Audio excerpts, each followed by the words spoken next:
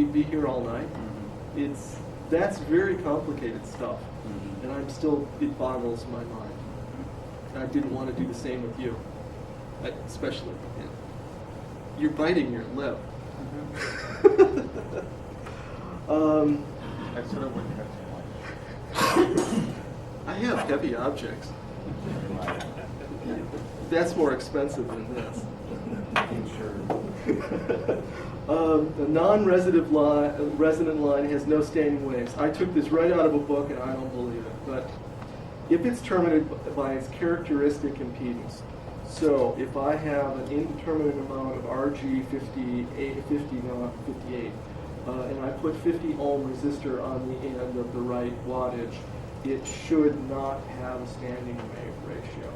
It should be 1-to-1 is what that means. Because all the energy is absorbed by the termination resistor. Well, it actually will get out. Yeah. So will a light bulb. Or a rhombic. You put a resistor at the end of a rhombic, too. Yeah, that's for a termination on a rhombic, yes. And that's basically a long feed line, and you're using feed line and transmission line theory in a rhombic. Same with a beverage. Resonant lines tend to have standing waves. So if you cut your feed line in half or full wave increments, you can have problems. What you need to do is measure it against your antenna. A G5RV, in fact, wants to have a full wavelength feed line. So you coil it up. Because that's part of the matching stuff. You want to make sure that the characteristic impedance of the antenna comes through the characteristic impedance of the feed line, and it gets to your transmitter, and that normally the characteristic impedance of your transmitter receiver is 50 ohms. They've been designed that way since probably the 60s. Older tube gear, right after the final amplifier, they'd have a pi network, which would be to tune it. So you would be tuning your rig to the antenna. And that's what they would call dipping. And you have your meter and you can dip it. But we don't really need to know that because we don't do that anymore. Let's see. But you do want to avoid quarter, half wave, and full wave multiples of your feed line length, because you can have problems. That's why you do want to model the feed line in with your antenna to see the ultimate system is a resonant antenna, and your feed line comes to 50 ohms right at the end of the feed line, right where it hits the transmitter. That's the ultimate. You're wasting the least amount of power possible. When you use a tuner, you're throwing away some of your RF before it ever gets to your antenna.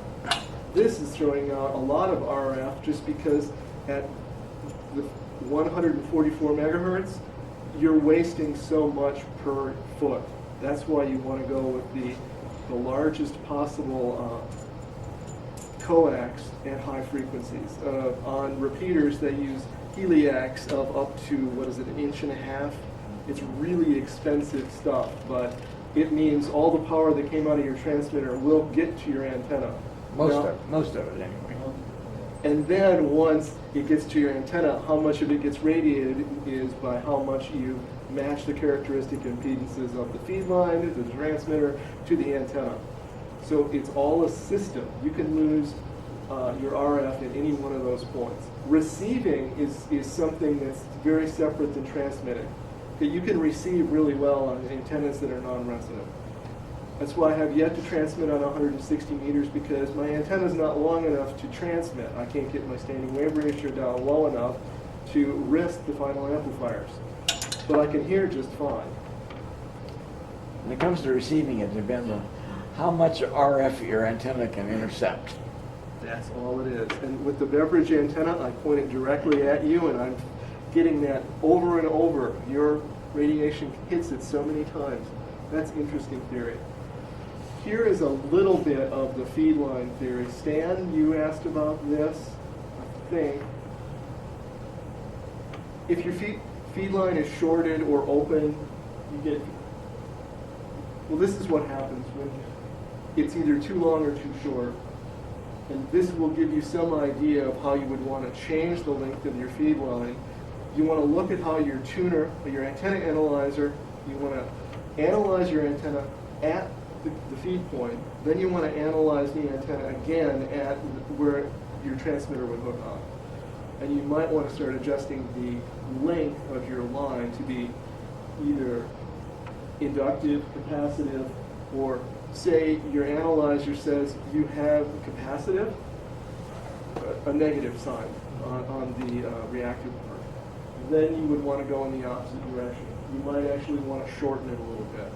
If it's inductive, you might want to go in the other direction, lengthen it until you get to 0. So it will tell you what direction changing the length of your feed line might help you get the standing wave ratio 1. Less than 3. I don't, 1-to-1 it's too much work. You don't really need it. If it's less, 2 is really good. Less than 2. You also have to figure out how much power are you wasting in your tuner. Yes? On the previous chart, I kind of get, the inductive capacitance in parallel when you're short at the end, quarter waves. If you look at the, the longer half-wave lengths shortened where, output open, where you have inductance and capacitance. Quarter wave length, where it's in series. How does that work? Okay, what you need to do, write in your notes, telegrapher's equations. You want to look at the telegrapher's equations. Oliver Heaviside developed them for his uncle, Mr. Wheatstone, or was it Lord Wheatstone? I think it was Lord. And that will tell you why the telegraph cables between London and New York needed to have added inductance so they would work.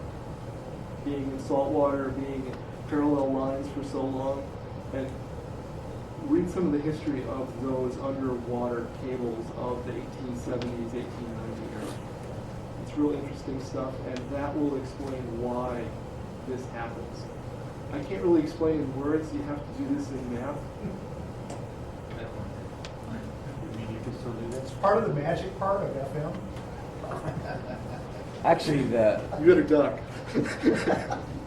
tuning stubs are very useful things for tuning up radar and stuff too. Yeah. Tuning stub, right here.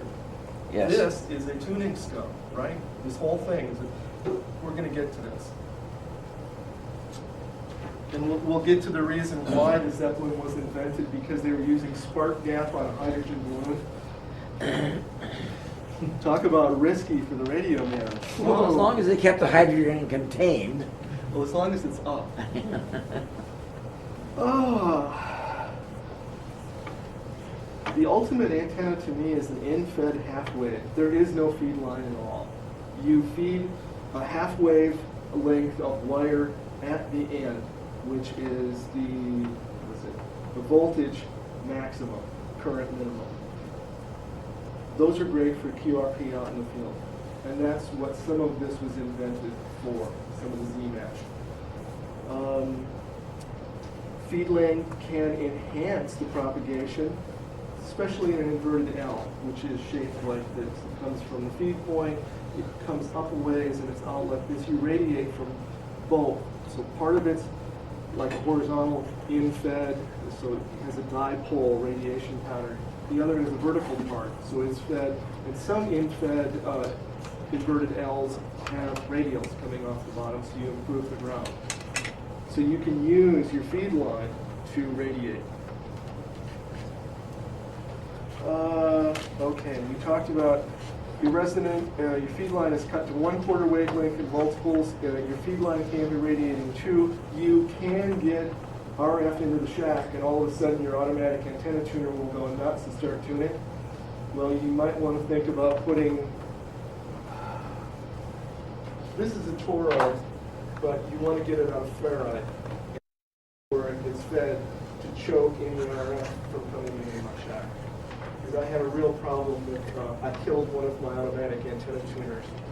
Because the RF came in and it just started making it bound. As soon as I would hit the microphone to transmit, it would retune every single time until